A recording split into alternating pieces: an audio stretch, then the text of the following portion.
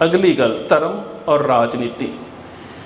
छेवें पातशाह ने गुरु नानक साहब के उस बख्शे हुए संकल्प में, जिसनों असीं मीरी और पीरी आखते, अक्सर असीं कह दिंदे हैं छेवें पातशाह ने मीरी और पीरी के संकल्प को पैदा किया। नहीं, इस संकल्प को, इस विचारधारा को डिफाइन किया है गुरु नानक साहब ने, तो संसार दे विच अकाल तख्त साहब रूप दे विच प्रगट किया है गुरु हरगोबिंद साहब महाराज ने। मीरी और पीरी शब्द वख-वख हिंदुस्तान के ਜਾਂ ਏਸ਼ੀਆ ਦੇ ਖਿੱਤੇ ਦੇ ਵਿੱਚ ਰਚੇ ਹੋਏ ਸਾਮੀ ਭਾਸ਼ਾ ਦੇ ਸਰੋਤਾਂ 'ਚ, ਪਰਸ਼ੀਅਨ ਲੈਂਗੁਏਜ ਦੇ ਵਿੱਚ, ਉਹਨਾਂ ਦੀ ਪੋਇਟਰੀ ਦੇ ਵਿੱਚ ਤਕਰੀਬਨ 710 ਤੋਂ ਸਾਨੂੰ ਮੀਰੀ ਔਰ ਪੀਰੀ ਸ਼ਬਦ ਵੱਖ-ਵੱਖ ਰੂਪਾਂ ਦੇ ਵਿੱਚ ਮਿਲ ਜਾਂਦਾ ਹੈ। ਜਿਸ ਦੇ ਕੋਲ ਰੂਹਾਨੀਅਤ ਦਾ ਉੱਚ ਦਰਜਾ ਹੈ ਉਹ ਪੀਰ ਹੈ, ਜਿਸ ਦੇ ਕੋਲ ਸੰਸਾਰ ਦੀ ਸਟੇਟ ਦੀ ਤਾਕਤ ਹੈ ਉਹ ਮੀਰ ਹੈ। ਪਰ ਇਹਦੇ ਵਿੱਚ ਤਵਾਜ਼ਨ ਕਿਵੇਂ ਦਾ ਹੋਵੇ? ਜੇ ਇਹ ਤਾਕਤਾਂ ਆਪਸ ਦੇ ਵਿੱਚ ਵਿਰੋਧੀ ਭਾਵ ਰੱਖਦੀਆਂ ਨੇ ਤੇ ਲੋਕਾਂ ਦਾ ਨੁਕਸਾਨ ਕੀ ਹੁੰਦਾ ਹੈ ਕਿ ਜੇਕਰ ਪੀਰ ਦੇ ਕੋਲ ਮੀਰੀ ਨਹੀਂ ਹੈ ਤੇ ਉਹ ਕਾਇਰ ਬਣ ਜਾਂਦਾ ਹੈ, ਤੇ ਜੇਕਰ ਮੀਰ ਦੇ ਕੋਲ ਪੀਰੀ ਨਹੀਂ ਹੈ ਉਹ ਜ਼ਾਲਮ ਬਣ ਜਾਂਦਾ ਹੈ। ਇਸ ਗੱਲ ਨੂੰ ਗੁਰੂ ਨਾਨਕ ਸਾਹਿਬ ਨੇ ਬਹੁਤ ਵਧੀਆ ਤਰੀਕੇ 'ਚ ਡਿਫਾਈਨ ਕੀਤਾ ਹੈ। ਕੋਟੀ ਹੂ ਪੀਰ ਵਰਜ ਰਹਾਏ ਜਾਂ ਮੀਰ ਸੁਣਿਆ ਤਾਇਆ। ਹੁਣ ਇੱਥੇ ਤੁਸੀਂ ਵੇਖ ਲਓ ਕਿ ਮੀਰੀ ਔਰ ਪੀਰੀ ਦੇ ਵਿੱਚ ਤਵਾਜ਼ਨ ਨਹੀਂ ਹੈ। ਜਿਨ੍ਹਾਂ ਦੇ ਕੋਲ ਕੇਵਲ ਮੀਰੀ ਹੈ ਉਹ ਹਿੰਦੁਸਤਾਨ ਦੇ ਲੋਕਾਂ ਤੇ ਜ਼ੁਲਮ ਕਰਦੇ ਨੇ। ਥਾਨ ਮੁਕਾਮ ਜਲੇ ਬਿਜ ਮੰਦਰ ਮੁਸ਼ ਮੁਸ਼ ਕੋਇਰ ਰੁਲਾਇਆ। ਤੇ ਜਿਨ੍ਹਾਂ ਦੇ ਕੋਲ ਕੇਵਲ ਪੀਰੀ ਸੀ, ਕਹਿੰਦੇ ਸੀ ਧਾਰਮਿਕ ਸ਼ਕਤੀਆਂ ਨੇ, ਉਹ ਹਵਨ ਦੇ ਵਿੱਚ, ਜੱਗ ਦੇ ਵਿੱਚ, ਜੰਤਰਾਂ ਮੰਤਰਾਂ ਦੇ 'ਚ ਵਿਸ਼ਵਾਸ ਕਰਕੇ ਗੁਲਾਮ ਹੋ ਜਾਂਦੇ ਨੇ। ਭਾਵ ਇਹ ਕਿ ਜਿਹਦੇ ਕੋਲ ਰਾਜਸੀ ਸੱਤਾ ਹੈ ਪਰ ਧਰਮ ਦਾ ਕੁੰਡਾ ਨਹੀਂ ਹੈ ਉਹ ਜ਼ੁਲਮੀ ਬਣ ਜਾਂਦਾ ਹੈ, ਜਿਹਦੇ ਕੋਲ ਧਰਮ ਹੈ ਪਰ ਰਾਜਸੀ ਤਾਕਤ ਨਹੀਂ ਹੈ ਉਹ ਕਾਇਰ ਬਣ ਜਾਂਦਾ ਹੈ। ਸੋ ਮੀਰੀ ਤੇ ਪੀਰੀ ਦੇ ਸੰਕਲਪ ਨੂੰ ਗੁਰੂ ਹਰਗੋਬਿੰਦ ਸਾਹਿਬ ਨੇ ਜਦੋਂ ਸੰਸਾਰ ਦੇ ਵਿੱਚ ਪ੍ਰਗਟ ਕੀਤਾ ਤੇ ਉਸ ਨੂੰ ਅਕਾਲ ਤਖਤ ਸਾਹਿਬ ਦੇ ਰੂਪ ਦੇ ਵਿੱਚ ਪ੍ਰਗਟ ਕੀਤਾ, ਜਿਸ ਦਾ ਉਸ ਵੇਲੇ ਨਾਮ ਅਕਾਲ ਗੂੰਗਾ ਸੀ। ਹੁਣ ਇਹ ਜਿਹੜੀ ਜੰਗ ਦਾ ਮਰਕਜ਼ ਹੈ, ਸਾਡੀ ਮਾਨਸਿਕਤਾ ਦੇ ਵਿੱਚ ਬਿਲਕੁਲ ਗਲਤ ਤਰੀਕੇ ਦੇ ਨਾਲ ਇੱਕ ਤਸੱਵਰ ਨੂੰ ਪੈਦਾ ਕੀਤਾ ਜਾਂਦਾ ਹੈ ਕਿ ਦਰਬਾਰ ਸਾਹਿਬ, ਬਿਲਕੁਲ ਨਹੀਂ, ਨਾ ਦਰਬਾਰ ਸਾਹਿਬ ਦੀ ਇਮਾਰਤ ਦੀ ਕਿਲ੍ਹੇਬੰਦੀ ਸੀ, ਨਾ ਦਰਬਾਰ ਸਾਹਿਬ ਦੇ ਅੰਦਰ ਕੋਈ ਲੜਨ ਵਾਲਾ ਜੁਝਾਰੂ ਸੂਰਮਾ ਸੀ। ਇਹ ਜਿਹੜੀ ਵੀ ਇਸ ਜੰਗ ਦਾ ਮਰਕਜ਼ ਹੈ ਉਹ ਸ੍ਰੀ ਅਕਾਲ ਤਖਤ ਸਾਹਿਬ ਹੈ। ਤੇ ਅਕਾਲ ਤਖਤ ਸਾਹਿਬ ਜਿਹੜਾ ਤੁਸੀਂ ਰੋਜ਼ ਅਰਦਾਸ ਕਰਦੇ ਹੋ ਉਹ ਤਾਂ ਗੁਰਦੁਆਰਾ ਹੈ ਹੀ ਨਹੀਂ। ਜੇ ਅਕਾਲ ਤਖਤ ਸਾਹਿਬ ਕੇਵਲ ਤੇ ਕੇਵਲ ਗੁਰਦੁਆਰਾ ਹੋਵੇ ਤੇ ਤੁਹਾਨੂੰ ਅਰਦਾਸ ਦੇ ਵਿੱਚ ਡਿਫਾਈਨ ਕਰਕੇ ਨਾ ਕਹਿਣਾ ਪਵੇ ਕਿ 5 ਤਖਤਾਂ ਅਤੇ ਸਰਬੱਤ ਗੁਰਦੁਆਰਿਆਂ ਦਾ ਧਿਆਨ ਧਰ ਕੇ ਬੋਲੋ ਜੀ, ਇਹਦਾ ਮਤਲਬ ਤਖਤ ਤੇ ਗੁਰਦੁਆਰੇ ਦੇ ਵਿੱਚ ਅੰਤਰ ਹੈ। ਤਖਤ ਸਾਡੀ ਰਾਜਸੀ ਸ਼ਕਤੀ ਦਾ ਪ੍ਰਤੀਕ ਹੈ, ਤਖਤ ਸਾਡੀ ਚੇਤਨਤਾ ਦਾ ਪ੍ਰਤੀਕ ਹੈ। ਤੇ ਕਿਸੇ ਵੀ ਜ਼ੁਲਮੀ ਤਖਤ ਨੂੰ ਵੰਗਾਰਨ ਦੇ ਵਾਸਤੇ ਜੇ ਕਿਤੇ ਕੌਮ ਦੀ ਸਮੂਹਿਕ ਆਵਾਜ਼ ਉੱਠਦੀ ਹੈ ਤਾਂ ਉਹ ਤਖਤ ਤੋਂ ਹੀ ਉਠਾਈ ਜਾ ਸਕਦੀ ਹੈ, ਕਿਉਂਕਿ ਉਹ ਸਾਡੀ ਰਾਜਸੀ ਔਰ ਧਾਰਮਿਕ ਸੱਤਾ ਦਾ ਪ੍ਰਤੀਕ ਹੈ, ਜਿੱਥੇ ਸਾਡੀ ਰਾਜਸੀ ਚੇਤਨਤਾ ਦਾ ਪ੍ਰਵਾਹ ਹੁੰਦਾ ਹੈ। ਗੁਰੂ ਨਾਨਕ ਸਾਹਿਬ ਨੇ ਕੇਵਲ ਤੇ ਕੇਵਲ ਸਾਨੂੰ ਮਾਲਾ ਫੜ ਕੇ ਵਾਹਿਗੁਰੂ ਵਾਹਿਗੁਰੂ ਵਾਹਿਗੁਰੂ ਕਰਨ ਵਾਲੇ ਨਹੀਂ ਬਣਾਇਆ। ਜੇਕਰ ਇਹਦੇ ਨਾਲ ਹੀ ਧਰਮ ਦੀਆਂ ਨੈਤਿਕ ਕਦਰਾਂ ਕੀਮਤਾਂ ਦੀ ਪੂਰਤੀ ਹੁੰਦੀ ਤਾਂ ਸਿੱਧਾਂ ਦੇ ਕੋਲੇ ਗਿਆਨ ਬਹੁਤ ਸੀ। ਸਿੱਧ ਵੀ ਪਰਬਤਾਂ 'ਚ ਬੈਠੇ ਤਪ ਕਰਦੇ ਸੀ, ਸਿੱਧਾਂ ਨੇ ਵੀ ਇੱਕ ਆਪਣਾ ਸਮਾਜ ਸਿਰਜਿਆ ਹੋਇਆ ਸੀ। ਇਹ ਗੱਲ ਵੱਖਰੀ ਹੈ ਕਿ ਜਿਸ ਵਰਤਾਰੇ ਨੂੰ ਗੁਰੂ ਨਾਨਕ ਸਾਹਿਬ ਨੇ ਰੱਦ ਕਰ ਦਿੱਤਾ ਨਾ ਕਿ ਸਿੱਧ ਛਪ ਬੈਠੇ ਪਰਬਤੀ ਕੌਣ ਜਗਤ ਕੋ ਪਾਰ ਉਤਾਰਾ, ਉਹ ਵਰਤਾਰਾ ਫਿਰ ਸਿੱਖਾਂ ਦੇ ਵਿੱਚ ਜਨਮ ਲੈ ਰਿਹਾ ਹੈ ਕਿ ਜਿਸ ਰੂਹਾਨੀ ਆਲਮ ਨੇ ਕੌਮ ਨੂੰ ਸੇਧ ਦੇਣੀ ਹੁੰਦੀ ਹੈ ਉਹ ਆਪਣਾ ਸਮਾਜ ਸਿਰਜ ਕੇ ਬੈਠ ਜਾਂਦਾ। ਅੱਜ ਪੰਜਾਬ ਦੇ ਵਿੱਚ ਹੀ ਤਾਂ ਸੰਤ ਸਮਾਜ ਹੈ, ਇਹ ਵੀ ਤਾਂ ਸਿੱਧਾਂ ਵਾਲਾ ਵਰਤਾਰਾ ਹੈ ਨਾ, ਕਿ ਜਿਸ ਨੇ ਸਮਾਜ ਨੂੰ ਨੈਤਿਕ ਕਦਰਾਂ ਕੀਮਤਾਂ ਦੀ, ਰੂਹਾਨੀਅਤ ਦੀ, ਰਾਜਨੀਤੀ ਦੀ, ਕੌਮੀ ਵਿਚਾਰਧਾਰਾ ਦੀ ਸੇਧ ਦੇਣੀ ਹੈ, ਉਹ ਇੱਕ ਆਪਣਾ ਸਮਾਜ ਸਿਰਜ ਕੇ ਬੈਠਾ ਹੈ ਕਿ ਨਹੀਂ ਮੈਂ ਤਾਂ ਆਪਣੇ ਡੇਰੇ ਦੇ ਵਿੱਚ, ਮੈਂ ਤਾਂ ਆਪਣੇ ਭੋਰੇ ਦੇ ਵਿੱਚ ਆਨੰਦ ਚਿੱਤ ਹਾਂ। ਪੰਜਾਬ ਦੀਆਂ ਸਮੱਸਿਆਵਾਂ ਕੀ ਨੇ? ਨੌਜਵਾਨੀ ਨਸ਼ਿਆਂ 'ਚ ਗਲਤਾਨ ਹੋ ਜਾਵੇ, ਪੰਜਾਬ ਦਾ ਪਾਣੀ ਖਤਮ ਹੋ ਜਾਵੇ, ਗੰਧਲਾ ਹੋ ਜਾਵੇ, ਪ੍ਰਦੂਸ਼ਿਤ ਹੋ ਜਾਵੇ, ਉਹਨੂੰ ਉਹਨਾਂ ਸਮੱਸਿਆਵਾਂ ਦੀ ਕੋਈ ਚਿੰਤਾ ਨਹੀਂ। ਹੁਣ ਇਸ ਸਾਰੇ ਵਰਤਾਰੇ ਦੇ ਵਿੱਚ ਇੱਕ ਸ਼ਖਸੀਅਤ ਹੈ ਜਿਸ ਦੇ ਦੁਆਲੇ ਸਾਡੀ ਇਸ ਸਦੀ ਦੀ ਰਾਜਨੀਤੀ ਘੁੰਮਦੀ ਹੈ।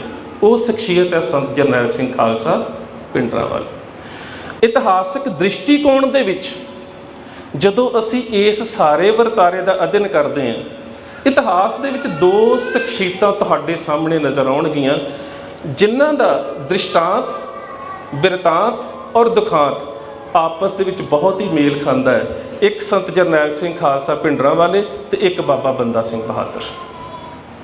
ਹੁਣ ਇਹ ਸਾਰਾ ਦ੍ਰਿਸ਼ਟਾਂਤ, ਇਹ ਬਿਰਤਾਂਤ ਤੇ ਇਹ ਦੁਖਾਂਤ ਮੇਲ ਕਿਉਂ ਖਾਂਦਾ ਹੈ?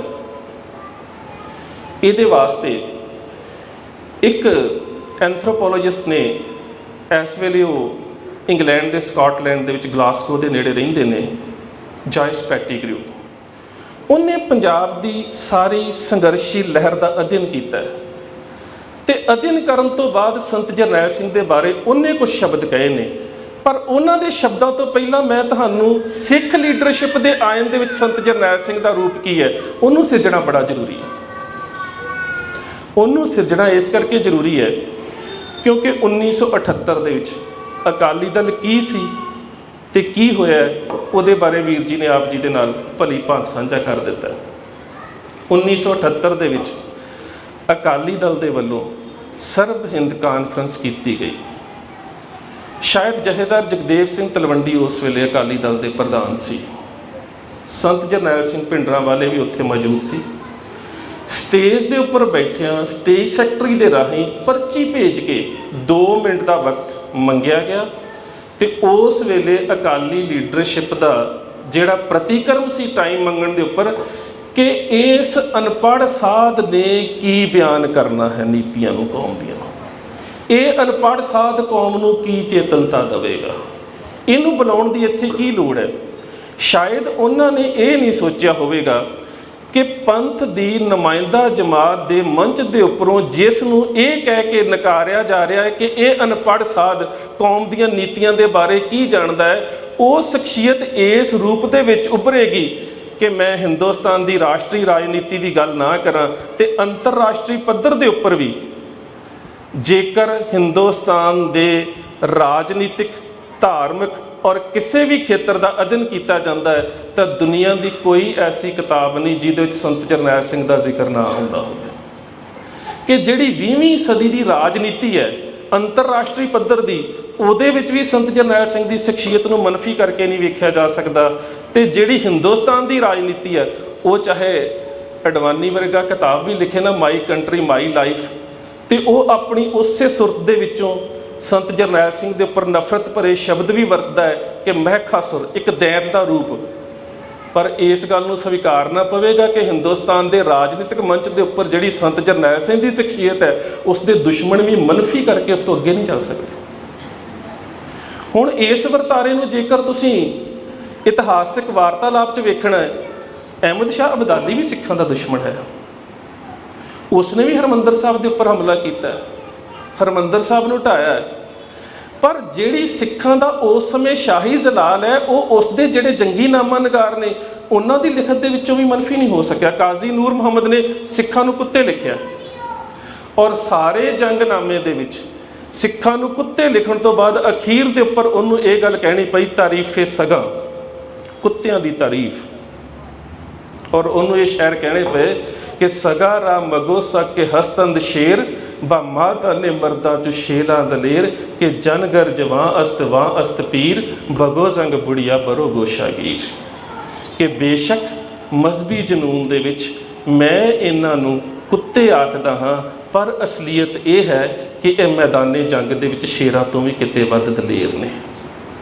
ਹੁਣ ਇਹ ਵੇਖੋ, ਹੈ ਸਾਡਾ ਦੁਸ਼ਮਣ, ਪਰ ਦੁਸ਼ਮਣ ਦਾ ਜਿਹੜਾ ਜੰਗੀ ਨਾਮਾ ਨਿਗਾਰ ਕਲਾਤ ਦਾ ਰਹਿਣ ਵਾਲਾ ਕਾਜ਼ੀ ਨੂਰ ਮੁਹੰਮਦ ਹੈ, ਉਹ ਵੀ ਜਿਹੜੀ ਸਿੱਖਾਂ ਦੇ ਆਗੂਆਂ ਦੀ, ਭਾਵੇਂ ਕਿ ਉਹ ਬੜੇ ਨਫ਼ਰਤ ਵਾਲੇ ਸ਼ਬਦ ਵਰਤਦਾ ਹੈ, ਚੜਤੂ ਚੜ ਸਿੰਘ ਦੇ ਬਾਰੇ, ਆਲਾ ਸਿੰਘ ਦੇ ਬਾਰੇ ਆਲਾ ਜੱਟ, ਜੱਸਾ ਸਿੰਘ ਰਾਮਗੜੀਆ ਦੇ ਬਾਰੇ ਜੱਸਾ ਠੋਕਾ, ਜੱਸਾ ਸਿੰਘ ਆਲੂਵਾਲੀਆ ਦੇ ਬਾਰੇ ਜੱਸਾ ਕਲਾਲ, ਜਿੰਨੀ ਨਫ਼ਰਤ ਉਹ ਸਾਡੇ ਸਿੱਖ ਨਾਇਕਾਂ ਦੇ ਪ੍ਰਤੀ ਪੈਦਾ ਕਰ ਸਕਦਾ ਹੈ, ਉਹ ਆਪਣੇ ਮਦਰਸੇ ਦੇ ਵਿੱਚ ਆਪਣੇ ਵਿਦਿਆਰਥੀਆਂ ਦੇ ਵਿੱਚ ਪੈਦਾ ਕਰਦਾ ਹੈ। ਪਰ ਤੁਸੀਂ ਇਹ ਨਹੀਂ ਕਹਿ ਸਕਦੇ ਕਿ 18ਵੀਂ ਸਦੀ ਦੇ ਇਸਲਾਮਿਕ ਲੇਖਕਾਂ ਦੇ ਇਤਿਹਾਸ ਦੇ ਵਿੱਚੋਂ ਵੀ ਸਿੱਖ ਜਰਨੈਲਾਂ ਦੀ ਜਿਹੜੀ ਭੂਮਿਕਾ ਉਸ ਨੂੰ ਮਨਫੀ ਕਰਕੇ ਅੱਗੇ ਲੰਘਿਆ ਜਾ ਸਕੇ। ਬਿਲਕੁਲ ਇਵੇਂ ਦਾ ਵਰਤਾਰਾ ਜਿਹੜਾ ਅੱਜ ਦੀ ਸਦੀ ਦੇ ਵਿੱਚ ਸੰਤ ਜਰਨੈਲ ਸਿੰਘ ਦੀ ਭੂਮਿਕਾ ਹੈ ਕਿ ਹਿੰਦੁਸਤਾਨ ਦੀ, ਮੈਂ ਫਿਰ ਗੱਲ ਕਰ ਦੇਵਾਂ ਕਿ ਹਿੰਦੁਸਤਾਨ ਦੀ ਰਾਜਨੀਤੀ ਨੂੰ ਛੱਡ ਦਿਓ, ਅੰਤਰਰਾਸ਼ਟਰੀ ਪੱਧਰ ਦੇ ਉੱਪਰ, ਪਿੱਛੇ ਜੇ ਮੈਂ ਏਅਰਪੋਰਟ ਦੇ ਉੱਪਰ ਇੱਕ ਕਿਤਾਬ ਖਰੀਦੀ, ਹੌਲੀ ਵਾਰੀਅਰ, ਤੇ ਉਹਦਾ 5ਵਾਂ 6ਵਾਂ ਚੈਪਟਰ ਸੰਤ ਜਰਨੈਲ ਸਿੰਘ ਦੇ ਉੱਪਰ ਸੀ ਤੇ ਲਿਖਣ ਵਾਲੀ ਵਿਦੇਸ਼ ਦੀ ਲੇਖਕ ਕੋਈ। ਸੋ ਇਹਦਾ ਮਤਲਬ ਕਿ ਚਾਹੇ ਇਸ ਵਰਤਾਰੇ ਨੂੰ, ਹਿੰਦੁਸਤਾਨ ਦੀ ਰਾਜਨੀਤੀ ਨੂੰ ਅੰਤਰਰਾਸ਼ਟਰੀ ਪੱਧਰ ਦੇ ਉੱਪਰ ਵਿਚਾਰਿਆ ਜਾਂਦਾ ਹੈ ਜਾਂ ਰਾਸ਼ਟਰੀ ਪੱਧਰ ਦੇ ਉੱਪਰ ਵਿਚਾਰਿਆ ਜਾਂਦਾ ਹੈ, ਸੰਤ ਜਰਨੈਲ ਸਿੰਘ ਨੇ ਇਸ ਰਾਜਨੀਤਿਕ ਖੇਤਰ ਦੇ ਵਿੱਚ ਇੱਕ ਐਸੀ ਛਾਪ ਛੱਡੀ ਹੈ ਕਿ ਜਿਸ ਨੂੰ ਇਤਿਹਾਸ ਦੇ ਵਿੱਚੋਂ, ਖਾਸ ਕਰਕੇ 20ਵੀਂ ਸਦੀ ਦੇ ਇਤਿਹਾਸ ਦੇ ਵਿੱਚੋਂ ਤੁਸੀਂ ਮਨਫੀ ਕਰਕੇ ਨਹੀਂ ਵੇਖ ਸਕਦੇ।